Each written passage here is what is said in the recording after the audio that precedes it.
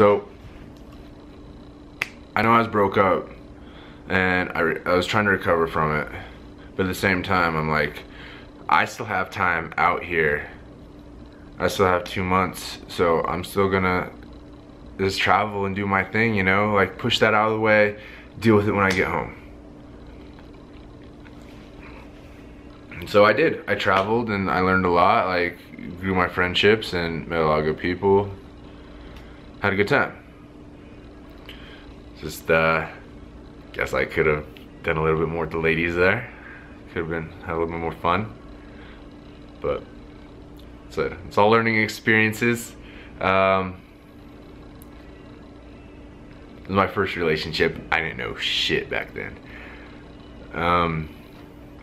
Anyways, got back, and that's when I found out all that shit. She's into drugs, picked up smoking, like just been around the wrong people, fucking other dudes. And I found that out, and I'm like, you're not the same person.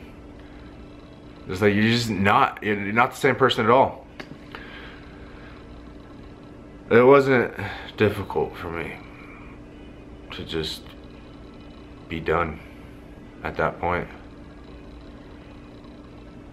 because I spent that time out in England healing my heart, you know. Like, if it's done, it's done. But if I come back, like, I think it's gonna work out. I come back and see that, and I'm just like, this is not what I want. I come back to this. Like, I go from like having such a good time out in England to this, to like come home to this girl who's don't even know her anymore. Zero idea who this girl is now. This has been 5 months, been hanging out with different people and doing different things, and seriously, a person can change a lot in a short amount of time. That's one thing, that's another life lesson right there, is how big people can change in a short amount of time. And that's all I had though. I spent all my money getting out to England and traveling out there. I come back with no money. I was depending on our place, because me and her got a place together to live, and I didn't have a job. And so being broke up and having that place together is bad, because I don't even know this girl anymore. It's some stranger that I want nothing to do with anymore, and we're living together. Like, I don't want to talk to her. Like, I want nothing to do with her. And it was kind of awkward, you know, because I'm like, no, I paid for this month here, because I paid up to that month before I left. Like, the month I'm gonna be returning, I paid for that, and I'm like, yeah, I'll get back, get a job, and continue my payments. So I paid in advance. So I'm like, I still have another month in this place with this girl. Oh, I don't even know who this girl is. And honestly, I rarely ever stayed there. I stayed at my friend's house most of the time. And I was just working on me, trying to get back on my feet. Because I had, like, that was the place I had to go to, which is really nothing. Like, I just kept my shit there until I found my own place, really. And she wanted to keep charging me just for having my stuff there, which is fucked up.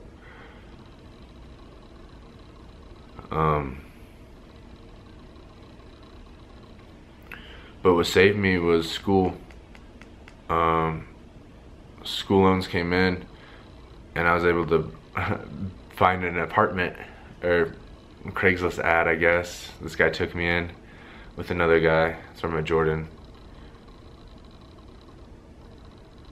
And the school loan paid for me to survive, I guess, you know. Unless I start school, then I got another internship and just worked, made my living. It was okay. Everything was fine once I got that loan, and I can you know, I got my foot in that place, and I just worked from there. You know, I had to like rebuild myself, reestablish everything.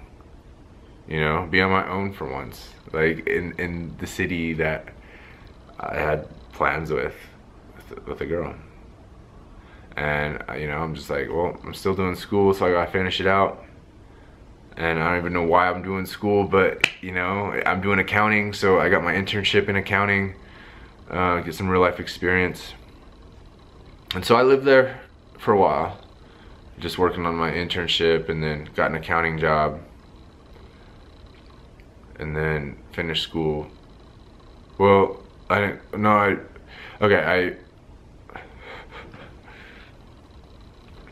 was still living there in Thornton with Jordan, and then I got the job at Metco, which is good money, and so I saved up my money, and I moved downtown. A place of my own, finally on my own. After like 20 some roommates, I got to be on my own place downtown, which is ideal.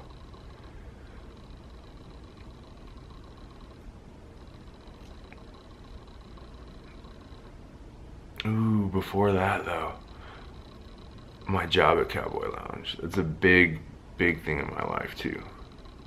I was still in Thornton when I got the job at Cowboy Lounge, I remember. Okay, Thornton was a big part of my life. I skipped that too fast. Let's talk about Thornton. So my first roommate was this really weird kid. He's the one who took me in. Me and Jordan, I guess, in. He had the lease, he had the place. So I had to interview to like get this place. It was a nice place. A 3-bedroom townhouse. What was his name? Jason? Just a nerd. Just your typical antisocial, nerdy guy. I thought I was antisocial, met this guy, and I'm like, hell yeah, I'm pretty badass. Yeah, he'd work and then just go to his bedroom. We'd never see him. And Jordan, he was a party guy. He was very social. He was like the exact opposite of both me and what was his name? Jason? Justin. He was the exact opposite of me and Justin. He was very social, very outgoing, talked a lot, like it seemed like he had a bunch of friends, he had a girlfriend, he partied a lot, always bringing people around, which I'm just like, hey, there's more people than me, more friends for me, cool. So I didn't mind it.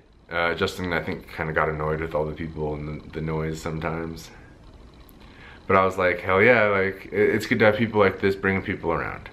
You know, I'm trying to reestablish myself, and I was trying to go out a little bit, meet people too. So Jordan really helped with that.